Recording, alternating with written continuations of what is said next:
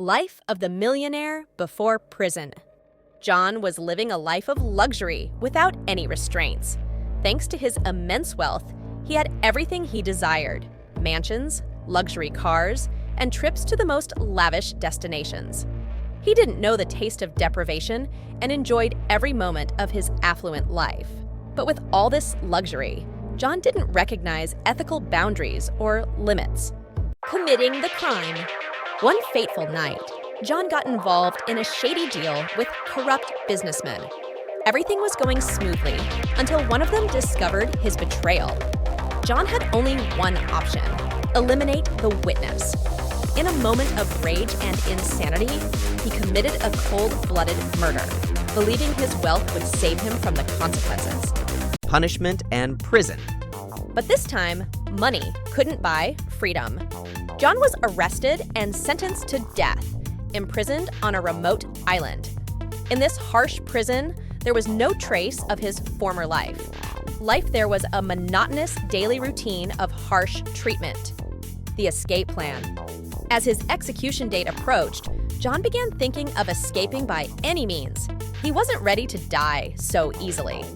Thanks to his wealth, he managed to bribe a prison guard who came up with a daring escape plan.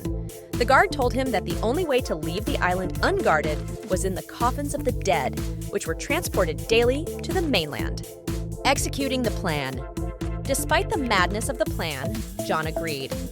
The next day, he sneaked into the coffin house during the prisoner's break and found 2 coffins. The idea of lying with a corpse terrified him, but the survival instinct prevailed.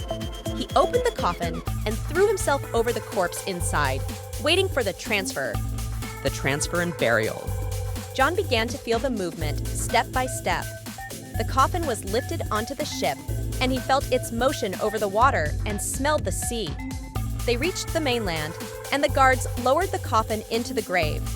He heard their comments about the strange weight, but they quickly mocked the excessive weight of the prisoners. The sand began to fall on the coffin lid, and darkness enveloped him. Waiting and panic. As time passed, things took a worrying turn. Breathing became more difficult, and the heat was suffocating. John waited anxiously for the guard to come and rescue him. But time passed, and the guard didn't come. The oxygen was running out, and John began to panic. The terrifying discovery. In a desperate attempt to check the time, John lit a match. When he brought the flame close to his watch, he discovered that 45 minutes had passed. He felt a wave of hysteria and thought of looking at the face of the corpse next to him. He brought the flame closer, and for a moment, he was terrified when he saw the face of the very guard who had planned John's escape. The guard was dead beside him, leaving John to his grim fate.